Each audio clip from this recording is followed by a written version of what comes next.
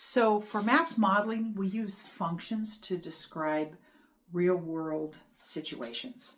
And I'm going to give you I'm going to use this example of a vending machine to give you an idea of what a function is.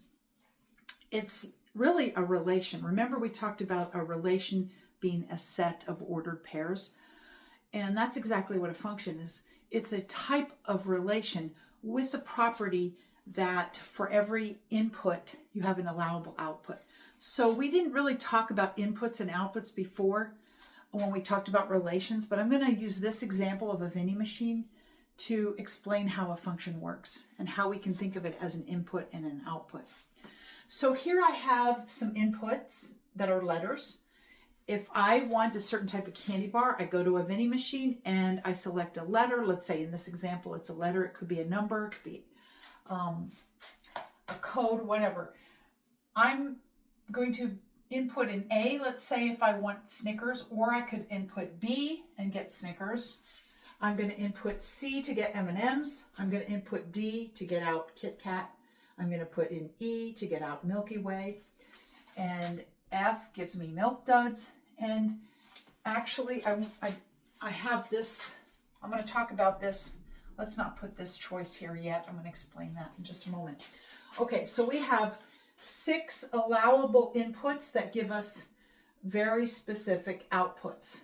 And if our vending machine is set up this way, it functions well. It does what we want it to do. It gives us the output that we want given a certain input.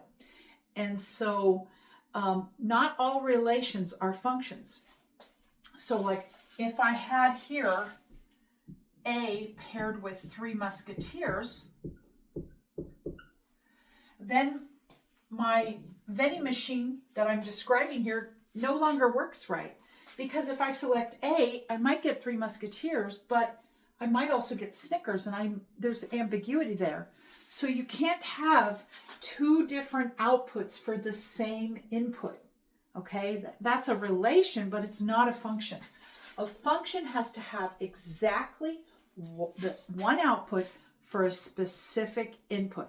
Now you'll notice I have the same output for 2 different inputs. That's okay.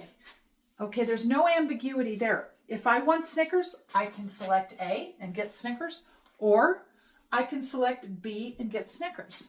Okay, so it's okay to have 2 inputs paired with the same output, but you just don't want it reversed where you have 2 different outputs for the same input.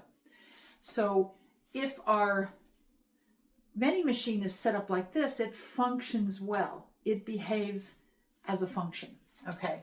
And it's just a collection of ordered pairs. So I could write these ordered pairs as A, Snickers, that's the first order pair. B, Snickers. C, M&Ms, so on and so forth. Okay, there are 6 ordered pairs in my example here that make up this function.